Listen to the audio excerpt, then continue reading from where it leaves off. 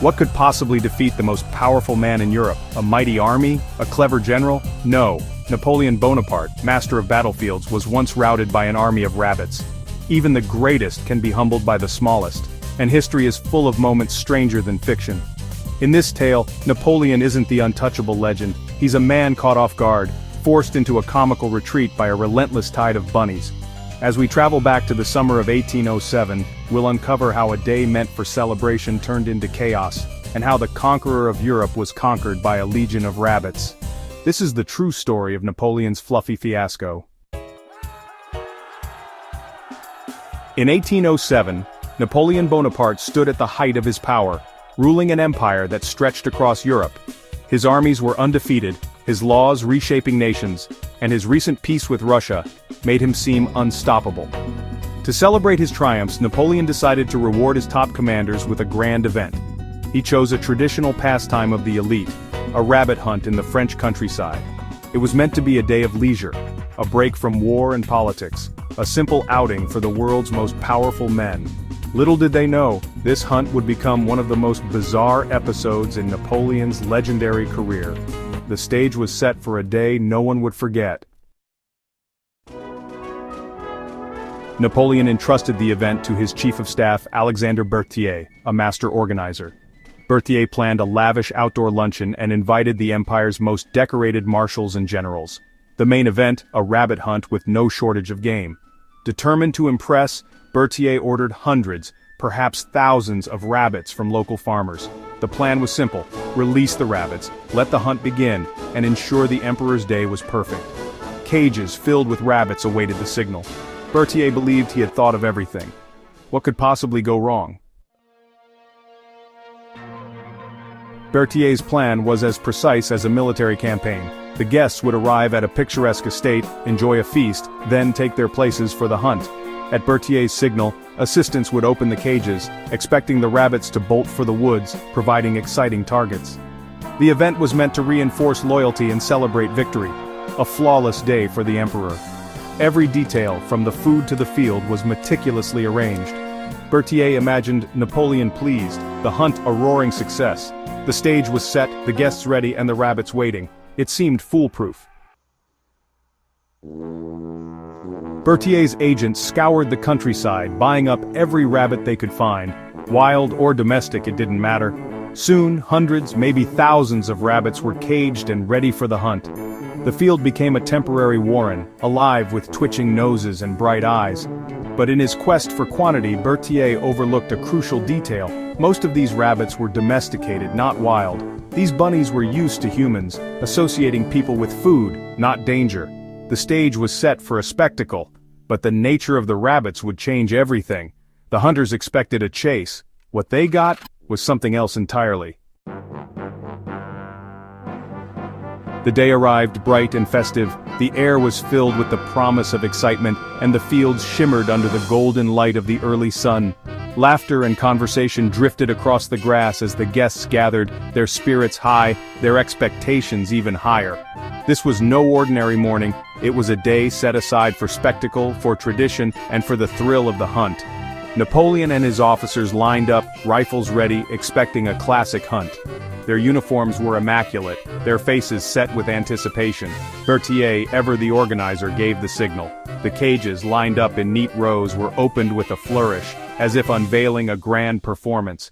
But instead of a wild dash, the rabbits emerged calmly, sniffing the air. Their noses twitched, their ears flicked, but there was no sign of fear or urgency. The hunters watched, puzzled, as the animals took their time, stepping out into the open as if they were simply exploring a familiar garden. There was no panic, no rush for the woods, just a growing, curious crowd of bunnies. They gathered together, forming a gentle, furry mass in the middle of the field. Some nibbled at the grass, others looked around with wide, innocent eyes. The scene was almost peaceful, a far cry from the chaos everyone had expected. The hunters lowered their rifles, confused. Whispers rippled through the line of officers. Was this some kind of joke? Had something gone wrong? The men exchanged glances, their confidence wavering as the reality of the situation set in. The rabbits, instead of scattering, gathered together, their eyes fixed on the line of men. It was as if they recognized the humans, not as predators but as something else entirely. The animals seemed to be waiting, expectant, almost hopeful. To these domesticated rabbits, the hunters looked like friendly feeders, not threats. They had been raised by human hands, fed and cared for, and now, in this strange moment, they saw no reason to be afraid. Instead, they began to hop closer, drawn by the familiar scent of people and the possibility of food. The field was silent, anticipation turning to bewilderment. The guests, who had come for excitement, now stood frozen, unsure of what to do. The only sounds were the soft thumps of rabbit feet and the distant calls of birds overhead. Time seemed to slow, the tension thickening with every passing second. The emperor and his marshals waited for chaos, but none came. Instead, they found themselves the center of attention, not from a wild stampede, but from a steadily advancing army of rabbits. The spectacle had taken a turn no one could have predicted. The rabbits were hungry, and they knew exactly where to go. Their instincts led them straight toward the men, who now looked less like hunters and more like walking pantries. The officers shifted uneasily, some laughing nervously, others backing away as the animals closed in. The real hunt was about to begin, but not in the way anyone expected. In a twist of fate, the hunters had become the hunted, pursued not by ferocious beasts, but by a determined, hungry horde of rabbits. The field, once filled with anticipation, now brimmed with laughter, confusion, and the unmistakable sense that history was being made in the most unexpected way. Suddenly the rabbits surged forward, not away, but straight at Napoleon and his men. It was as if the entire field had come alive, a sea of twitching noses and flickering ears, all moving with a singular determined purpose. The soldiers, expecting a leisurely afternoon hunt, were caught completely off guard. Instead of scattering in fear, the rabbits seemed to have formed a united front, advancing with surprising speed and coordination. The air was filled with the sound of thumping paws and the rustle of grass as dozens, perhaps hundreds of rabbits closed in. What began as a gentle hop became a full-on charge, a furry wave advancing on Europe's greatest army. The men, who moments before had been boasting about their hunting prowess, now found themselves facing an unexpected and utterly bizarre foe. The rabbits, emboldened by their numbers, moved as one, their eyes fixed on the baskets of food and the men who held them. Laughter turned to alarm as the rabbits swarmed around the hunters' legs, demanding food. The officers tried to maintain their composure, but the sheer number of rabbits was overwhelming. Some men tried to sidestep the oncoming tide, while others attempted to distract the bunnies with scraps of bread, but nothing seemed to work. The officers tried to shoo them away, but the bunnies were relentless, climbing boots and tugging at trousers. Their tiny paws and sharp little teeth found every loose thread and dangling ribbon, turning the elegant uniforms into a playground. The men's attempts to brush them off only seemed to encourage the rabbits, who redoubled their efforts, leaping and scrambling higher. Napoleon at the center became the main target, rabbits clambering up his coat. The emperor, who had faced down armies and conquered nations, now found himself beset by a relentless furry force. His attempts to maintain dignity were futile as rabbits tugged at his cuffs and nibbled at the hem of his coat, their eyes wide with expectation. The scene devolved into chaos, generals stumbling, dignity forgotten, as they battled a relentless tide of fluff. Shouts and laughter mixed with cries of surprise as the men tried to retreat, only to find themselves hemmed in by the ever-growing swarm. Hats were knocked askew, boots muddied, and medals forgotten as the officers struggled to escape the onslaught. The conqueror of Europe was powerless, outmaneuvered by a horde of hungry bunnies. For a moment, the mighty emperor looked almost comical, arms flailing as he tried to fend off the determined creatures. The rabbits, undeterred, pressed their advantage, circling him like a living, breathing siege. The field was a blur of uniforms and fur. Everywhere one looked, there was movement. Rabbits darting between legs, soldiers hopping and stumbling in a desperate attempt to regain control. The line between hunter and hunted had been completely erased. The great rabbit ambush was in full swing.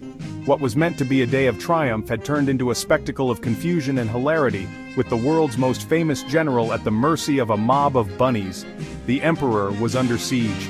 In that moment, surrounded by a sea of fur and whiskers, Napoleon learned that even the greatest conquerors can be humbled by the most unexpected of foes.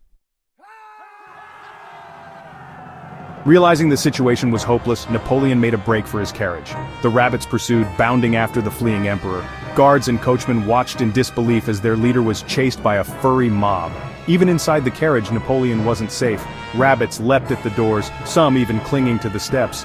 Officers abandoned the hunt, running for their own escape as the field descended into slapstick chaos.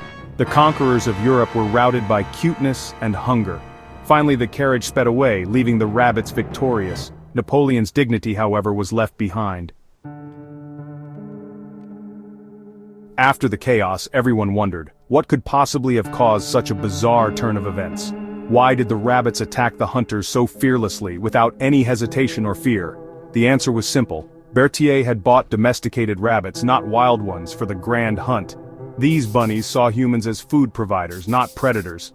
Hungry and expecting treats, they charged the hunters, demanding lunch as if it were feeding time. The fiasco was not animal bravery but human error, an amusing mistake that no one saw coming. It was a misunderstanding of the enemy, a lesson in assumptions gone wrong. Berthier's perfect plan had backfired spectacularly, leaving everyone in disbelief. The lesson? Know your opponent, and never underestimate even the smallest creature. Even if it's just a rabbit, appearances can be deceiving.